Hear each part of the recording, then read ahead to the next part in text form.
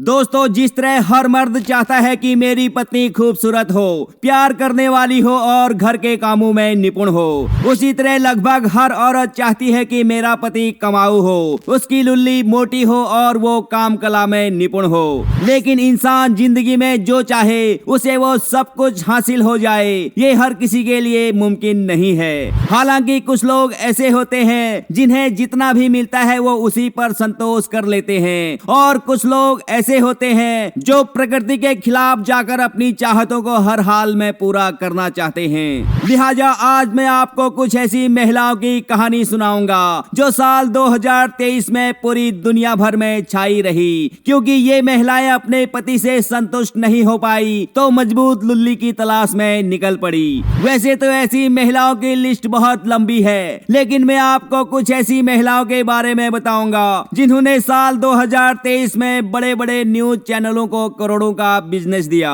इन महिलाओं में सबसे पहला नाम है सीमा हैदर। पाकिस्तान की रहने वाली सीमा हैदर 4 बच्चों की मां है। उसका बेपरवाह पति भरी जवानी में उसे तड़पता छोड़कर सऊदी अरब चला गया।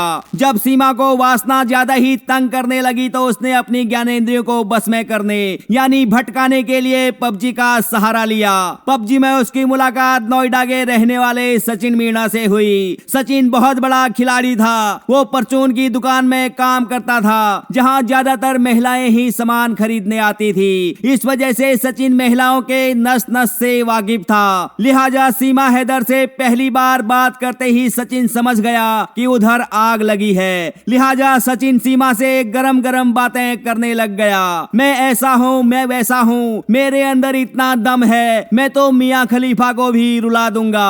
सचिन की फोटो देखकर सीमा को यकीन नहीं हुआ कि मासूम सा दिखने वाला ये लड़का इतना दमदार हो सकता है। लिहाजा उसने सचिन को फिजिकल टेस्ट के लिए नेपाल के एक होटल में बुलाया। नेपाल में सचिन ने सिर्फ फिजिकल टेस्ट ही पास नहीं किया, बल्कि उसकी बेजोड़ परफॉर्मेंस देखकर सीमा उसकी दीवानी हो गई और पाकिस्तान से अपने 4 बच्चे लेकर भारत सचिन के पास आ गई और दुनिया भर में चर्चा का विषय बन गई।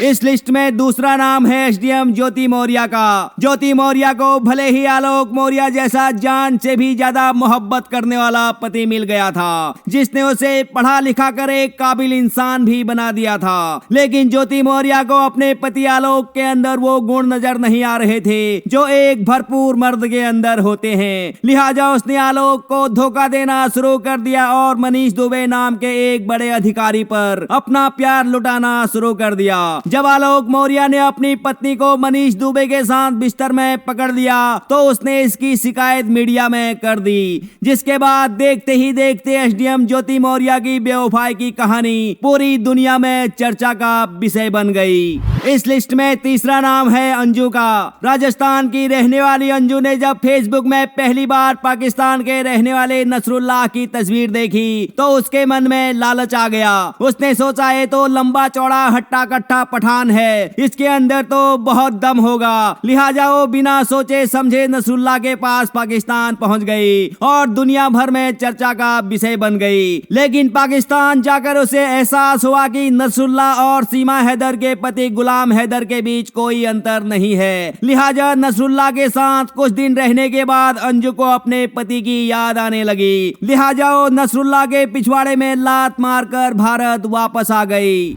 दोस्तों, बड़े बुजुर्ग कहते हैं किसी भी सामान को खरीदना है तो ठोक बजाकर खरीदना चाहिए। जिस तरह सीमा ने सचिन को नेपाल बुलाकर ठोक बजाकर देख लिया था, अगर इसी तरह अंजू भी एक बार नसरुल्लाह को नेपाल बुला लेती तो शायद वो पाकिस्तान नहीं जाती।